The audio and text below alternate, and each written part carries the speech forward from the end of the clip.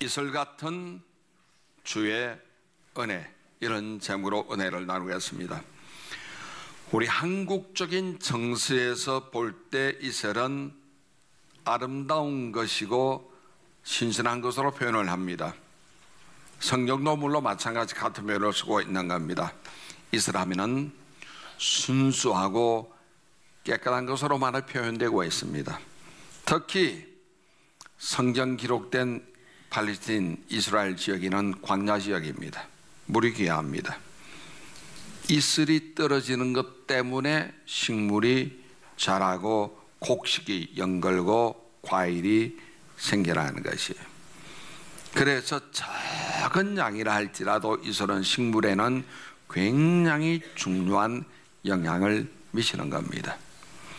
우리가 말도 이슬로 표현할 수가 있죠. 한 번, 두 번 하고 자주 하는 말이 이슬되어서 그 사람을 살리기도 하지만, 이 말이 잔소리 되면은 이슬이 쌓이고 쌓이면 자식은 가출합니다. 그렇잖아요. 말 한마디가 그래 중요합니다. 이슬이 쌓이고 쌓이면 그렇게 되는 거예요. 그러면 첫 번째, 성경 속의 이슬에 대해서 먼저 살펴보도록 하겠습니다. 창세기 보니까 이삭이 죽기 전에, 이삭은 아브라함의 아들이죠. 오래 살았습니다. 이삭이 죽기 전에 자기 아들 야곱을 축복 기도하는 장면이 창세기 27장에 나옵니다. 굉장한 긍정과 축복의 의미를 가지고 있는 겁니다. 창세기 27장 28절 보니까 하나님은 하늘의 이슬과 땅의 기름짐이여 풍성한 곡식과 포도를 내게 주시기를 원하노라. 하늘의 이슬과 땅의 기름진 복을 내게 주시기를 원한다는 거예요. 굉장한 축복이죠. 이슬이 이렇게 좋은 겁니다. 그 다음 출애굽기에 보면은 광야 40년 행진하던 이스라엘 백성들에게 하나님께서 만나 주실 때 이슬과 만나가 같이 임하는 거예요. 그러니까 만나, 이슬 동시에 임하는 겁니다. 출애굽기 16장 13절 14절 보니까 저녁에는 메추라기가 와서 진에 덮이고 아침에는 이슬이 진 주위에 있더니 만나도 함께 했다는 거예요. 대단한 축복이 이슬입니다. 그 다음 모세가 40년 광야길 다 가고 나서 가나안 땅을 목전에 두고 비스가 산에서 백성들에게 마지막 설교가 나옵니다. 신명기 32장 2절에 보니까 내 교훈은 비처럼 내리고 내 말은 이슬처럼 맺히나니 이란 풀 위에 가는 비 같고 채소 위에 단비 같도다. 내 말이 비처럼 내리고 이슬처럼 맺힌다는 거예요. 좋은 말 한마디가 이슬되어서 우리를 살릴 수가 있다는 말씀입니다. 이 내용이 다윗의 시편에도 이슬을 좋은 것으로 언급하고 있습니다. 시편 30편 2절 보니까 주의 권능의 날에 주의 백성이 거룩한 옷을 입고 절기에 헌신하니 새벽 이슬 같은 주의 청년들이 주께 나오는도다.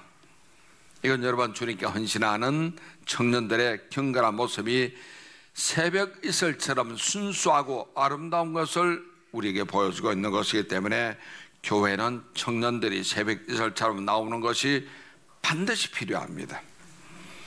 또 다른 다윗의 시에서 언급하고 있습니다. 풍성한 하나님의 은혜, 형제들의 화목한 모습이 이슬 같은 축복으로 다윗은 비유하고 있는 것이 시편 133편 1도로 3절입니다.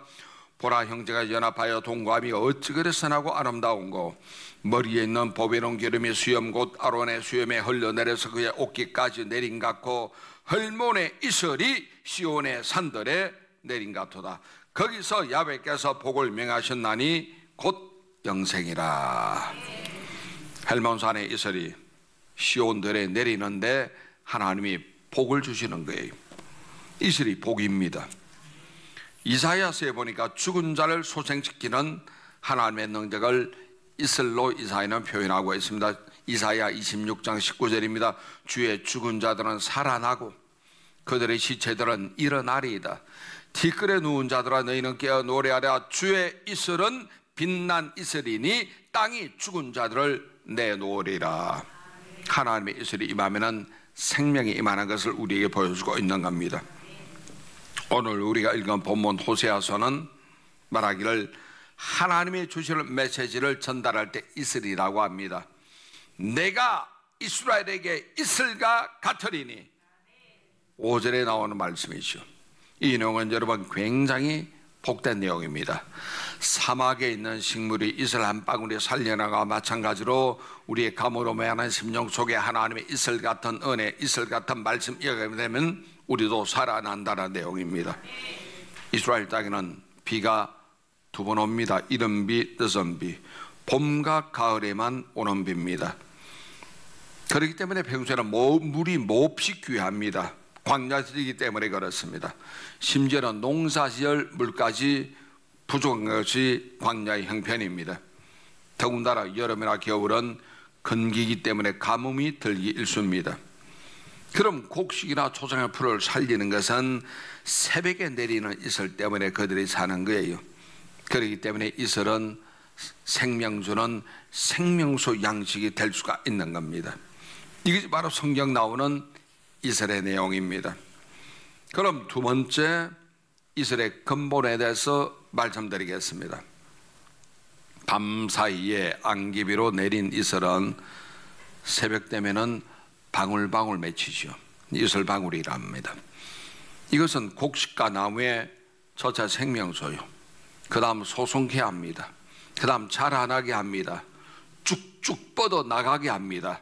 그리고 열매를 결식혀 맺히게 하는 것이에요.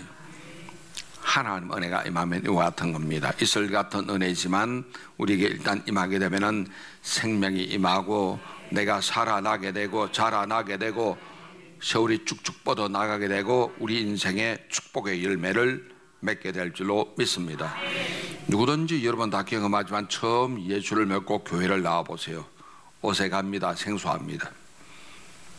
어머니 뱃속에서 믿어서 어릴 때 교회에서 자란 사람은 다르겠지만 오랫동안 세상에 살든지 아니면 절에 나가던 사람이 전도받아 교회를 나오면은 모든 게 생소하고 어색하기 짝이 없습니다.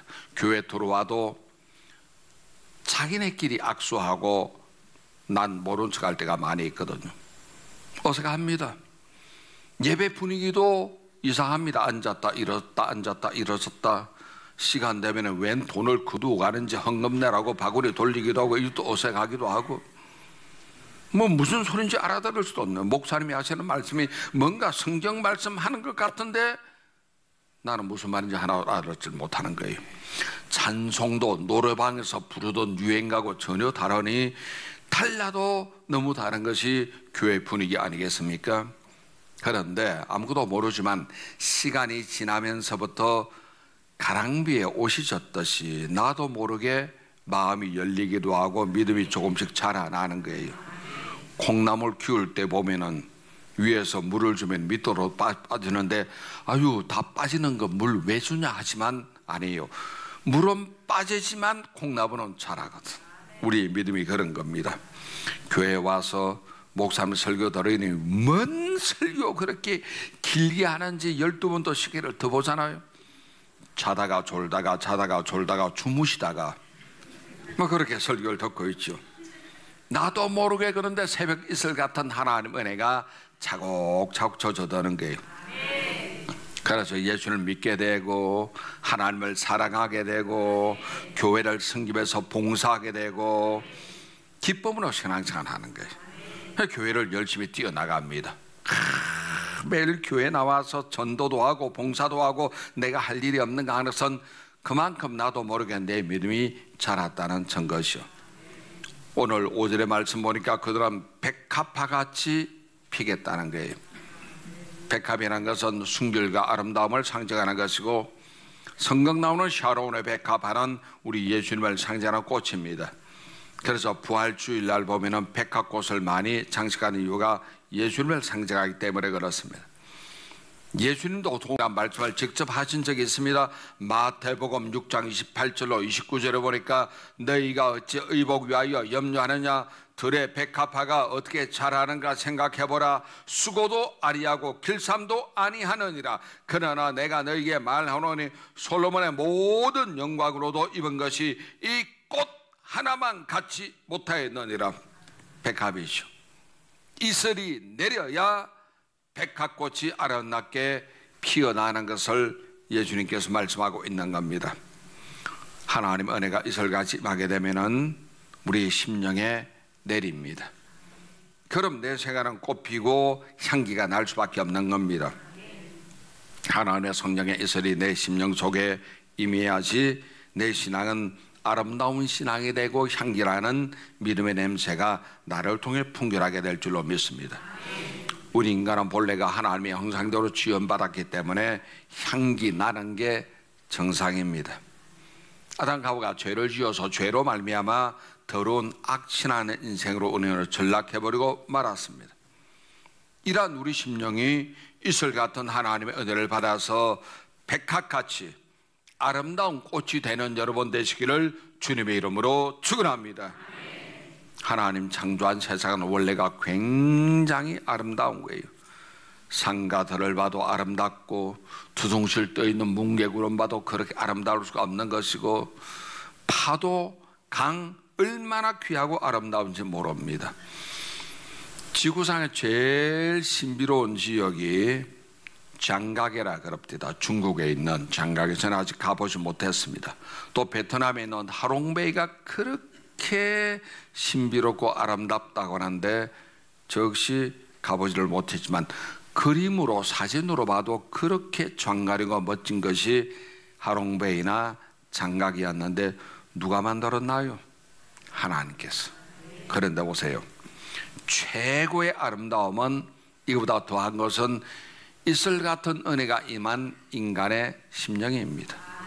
하나님께서 우리 인간을 그렇게 사랑하시는 한 영혼이 온 천하보다 귀하다고 했기 때문에 이슬 같은 은혜가 임한 심령은 하롱베이보다 장가게보다 훨씬 더 아름답다는 거 기억하시기를 주님 이름으로 축원합니다. 오늘 본문의 5절 보니까 레바논의 백향목같이 뿌리가 박힐 것이라 그의 가지는 퍼지며 라고 했습니다. 레바논 백향목은 너무나 크고 귀하고 튼튼하기 때문에 궁궐 지을 때나 하나님의 성전 지을 때 많이 씁니다. 마치 우리나라 남대문이나 대구를 지을 때는 금강송이나 적송선과 마찬가지죠. 그렇게 귀한 나무가 레바논의 백향목인데 이 아름답고 귀품 있는 나무가 위로 쭉쭉 자라고 옆으로 쭉쭉 사방으로 뻗어나가고 뿌리는 깊이 박히는 거예요. 그러니 아무리 바람 불어도 태풍 쳐도 절대 넘어갈 이유가 없는 겁니다. 하나님께 은혜 받아 하나님께 뿌리 내린 심령이 이와 똑같은 겁니다. 인품은 레바논의 백향목처럼 고상하고 품이 있고 기백이 있고 꿈도 있고 진취적입니다. 이런 사람들은 성격도 원만합니다. 이웃들을 돌봐주고 이해하고 그리고 살펴주는 사람들입니다. 그들의 신앙의 뿌리가 견고하기 때문에 세상 풍조에 절대 흔들리지도 않고 넘어가지도 아니합니다. 권력에 아부하지도 않고 공의와 사랑의 조화를 가져서 생활도 반듯하고 대인관계도 원만한 사람들이 되는 거예요. 이슬 같은 하나님의 은혜가 여러분에게 임하시기를 주의 이름으로 축원합니다. 6절 말씀 보니까 그의 아름다움은 감람나무와 같고, 감람나무는 나무 자체보다 더 귀한 것은 열매입니다. 생명 열매에 있는 게, 왜냐하면 장수식품으로 유명한 올리브 오일을 내기 때문에 그렇습니다. 이것은 나무의 외모보다는 내면인 열매를 가리키고 있는 겁니다. 올리브 열매 가지고 짜게 되면 기름 나오는데 맛내는 식품 재료가 되고 건강 장수식품입니다.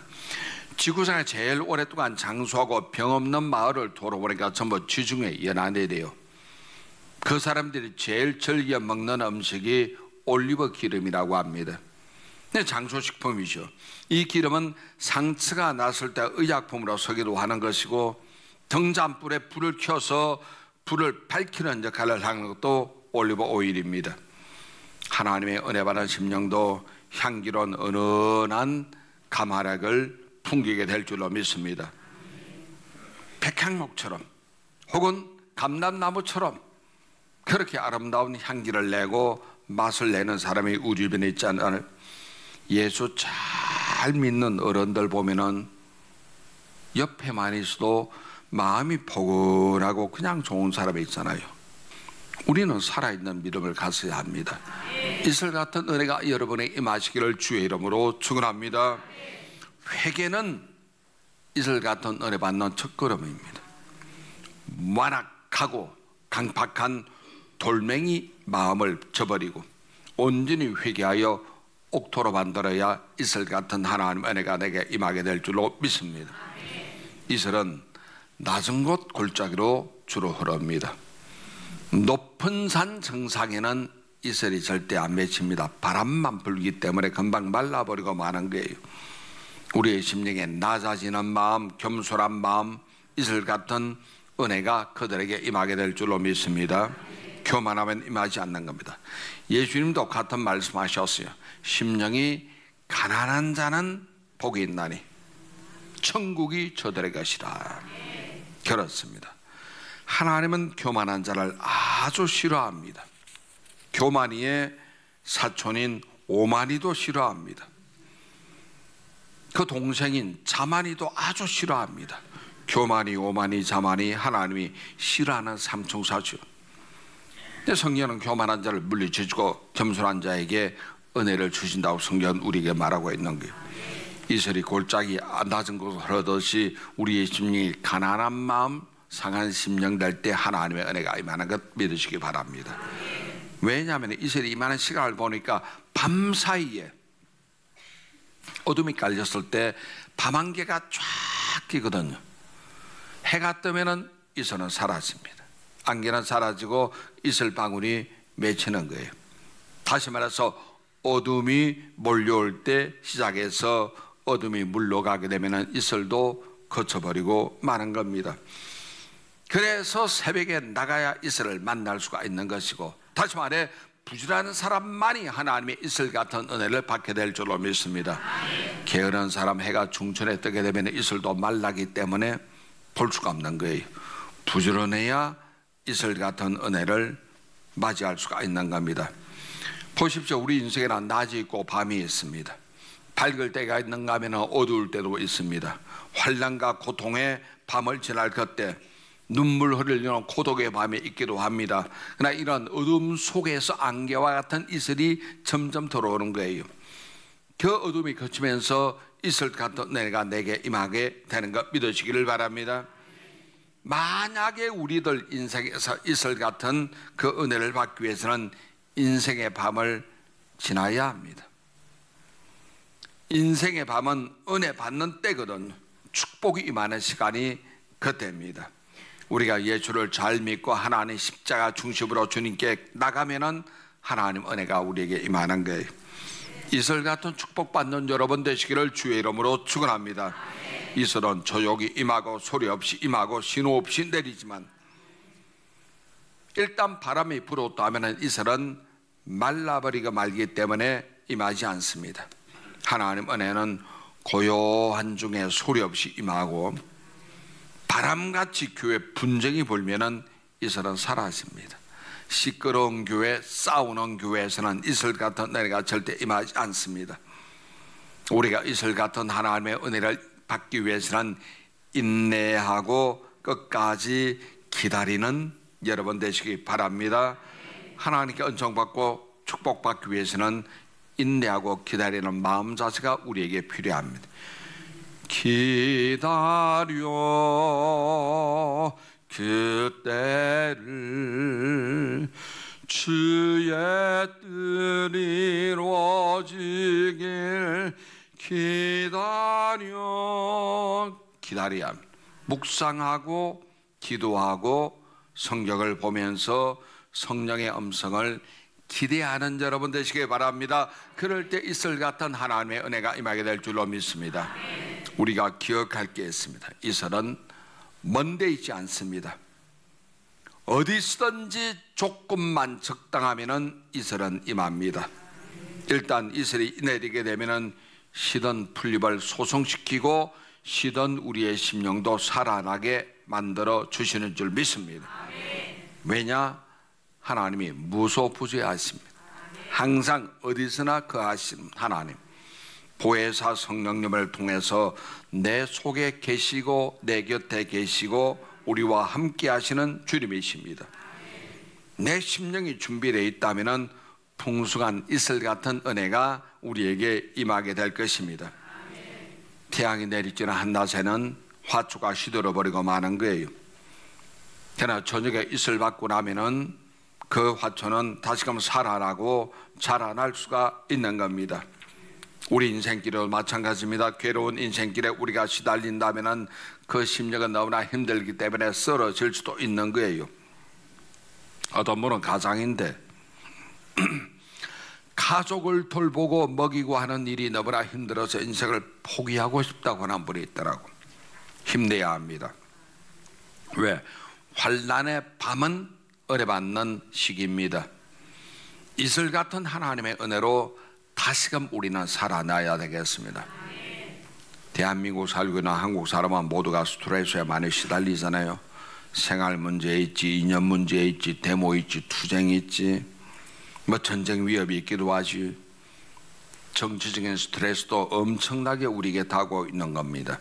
진영 논리가 있고 이념 논리 때문에 계속 싸우고 나눠지는 이런 겁니다. OECD 국가 중에 자살률 금메달 대한민국입니다.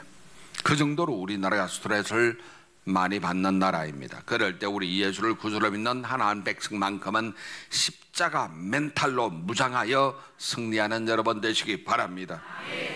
우울증이나 패배의식도 여러분의 예수 이름으로 물리치십시오.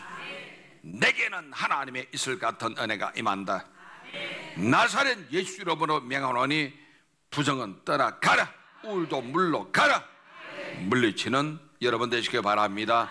내 마음이 중요합니다. 그래서 성경에는 무릇 지킬 만하다 더욱 내 마음을 지켜라. 왜? 생명의 근원이 이에서 나느니라.